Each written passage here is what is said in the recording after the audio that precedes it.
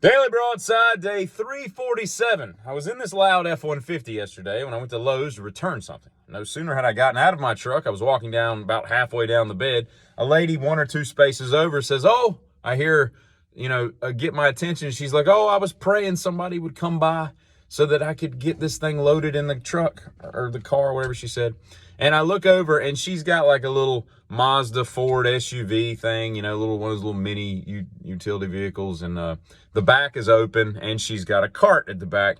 And the only thing in the cart is what I don't recognize at the time. It was flooring, and laminate flooring or something. And so it's this long, like 4 or 5 foot box, and it's slid up underneath the bottom of the cart where you would put oblong objects because they don't fit in the normal carrier portion of the cart. But nevertheless, so as I'm walking towards her, I said, "Yeah, what do you need moved? That?" And I'm thinking, well, there's a stupid question. She doesn't even bat an eye. She's like, "Yes, just this, just loaded." And so I'm like, and I'm thinking to myself, what? I don't recognize what it is. So I'm like, why is that so hard to pick up? So I go put my hands on it and I realize, oh, this is flooring. It's, 40, 50, 60 pounds, whatever. And I was like, I understand now.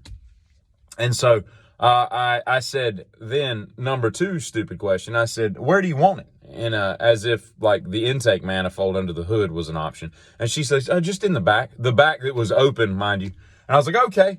And I'm like, why am I making a series of really stupid questions? And so I pick it up, I slide it out the back of the cart, and then she pushes the cart out of the way, and I turn to the back of the SUV that has now got like the left side full of crap she's bought, the right side full of crap she's bought, and there's just a little cylinder right through the middle when the seats are down, just big enough to fit what? The flooring box that I'm holding. And I turn to her instead and say, "Where would you like it?" And she said, "Right there in the middle," as if there was any other option. And I'm like, and so I was like, she's like, "Thank you very much." I'm like, "Ma'am, you're so welcome. No, have a great one." I'm all, this is the South, we nice, to people that, have a reason to be nice to, right? And so as I'm walking away, I'm like, that was 3 of the dumbest questions I have ever heard you ask. And I said, I agree with that assessment. Now there's like 3 voices going on in my head, telling myself how stupid I am. You ever leave food on the counter and you think you're going to die later? Last night I made like some spinach and cheese stuffed chicken like a couple nights ago. And so I heated one up last night, one of the chicken breasts, and I get it out and I leave it on the counter and I heat up everything and whatever. I go in the other room and like an hour and a half later, I go back in there to get some water or something. And I'm like, oh, I left the chicken out. And now you're contemplating, like, at what point can I continue to eat this chicken and not die? Like, how long does it need to sit out? And I know I'm probably fine, but there's a thing that happens there, whereby you think that for a little bit, maybe the next time you eat that chicken, you'd be like, God, this is where I die. It's just gonna botulism or whatever, trichinosis, whatever it is that you get from raw chicken. And I watched The Silence of the Lambs probably like 2 months ago, and I was thinking about it this morning.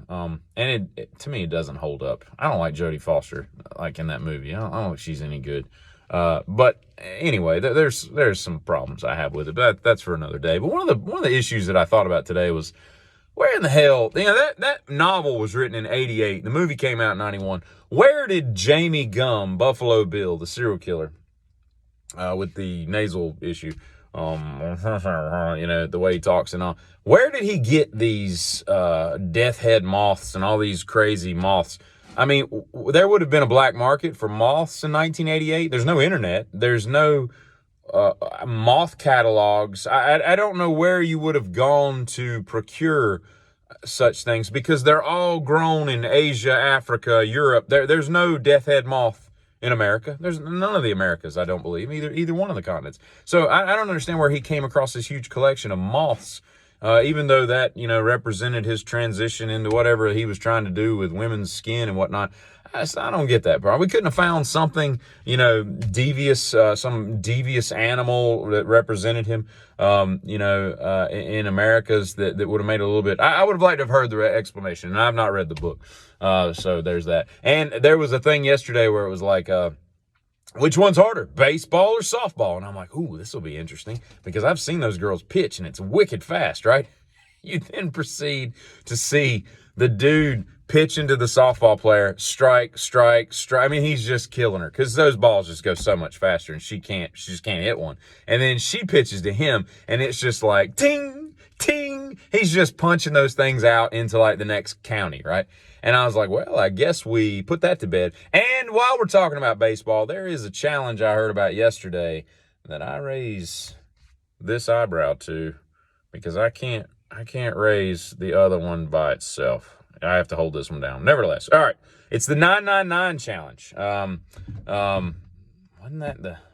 that was the challenge that what was the guy that ran for president? 999. Anyway, the Godfather's Pizza guy, he's dead. I can't remember. Anyway, 9 innings, 9 hot dogs, 9 beers. 1 beer, 1 hot dog per inning.